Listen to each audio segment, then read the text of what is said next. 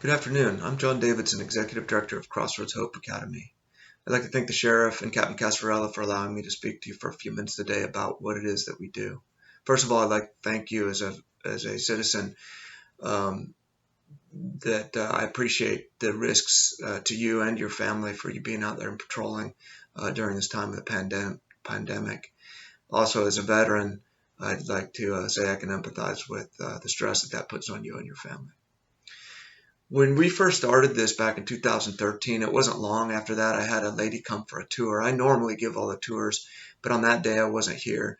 And the lady wrote me a two-page letter basically saying the kids are dirty, they're kind of disrespectful, and their rooms are dirty and should be cleaned. And that when she was a parent, she raised her kids to get all that stuff done before they could go out and play and yada, yada, yada. So I wrote her a one-page letter back saying, did you understand that our kids on average have been to 14 different foster placements? I have one kid that's been to 64 different foster placements. They've largely never been parented. And now they're in the middle of the woods with me as we try to get their behavior, their vocational skills, and hygiene and their educational skills back in line.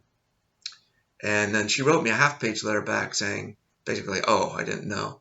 So I talked to my managers after that, and I said, listen, if I'm not here to give a tour and you're giving the tour, you need to let people understand what they see. A lot of times people see kids and they see them at Charlotte High School or, playing in their own neighborhoods, and they see all kids as the same. And I would petition to you that is not the case.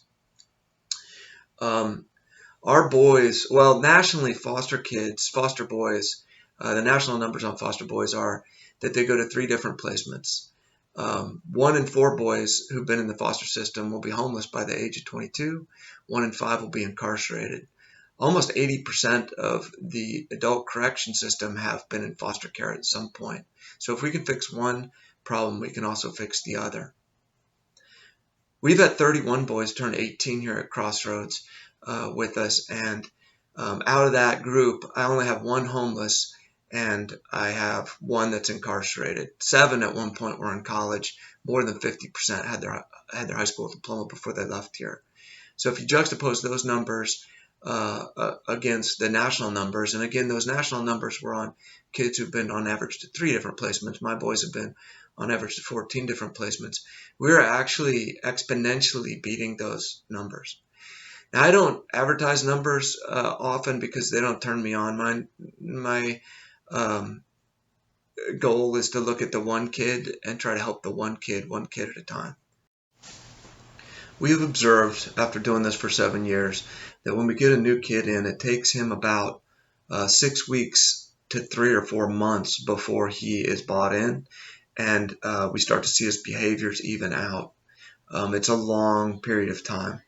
Typically, because we know that, we don't take kids in quickly. The pandemic, when the quarantine first started, I shut down our intakes.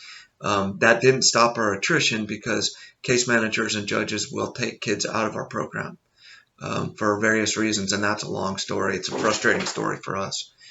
But I budget to have 20 kids in here. We're full at 24, and when we dropped down to 14, I had no choice but to bring kids in because we get paid on a daily per diem rate.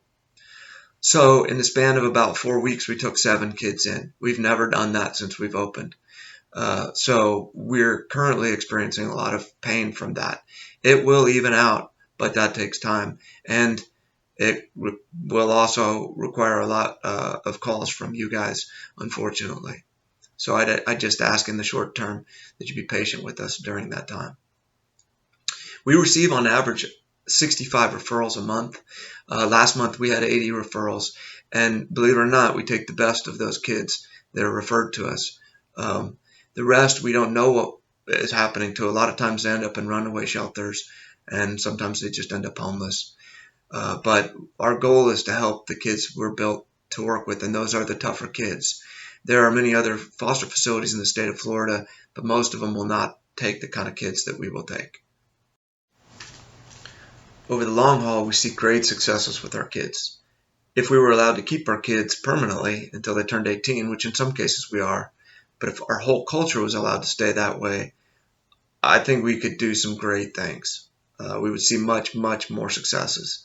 But that's not how the state works, and foster care is a fairly complex problem. Only a very small percentage of our kids ever get reunited with family members.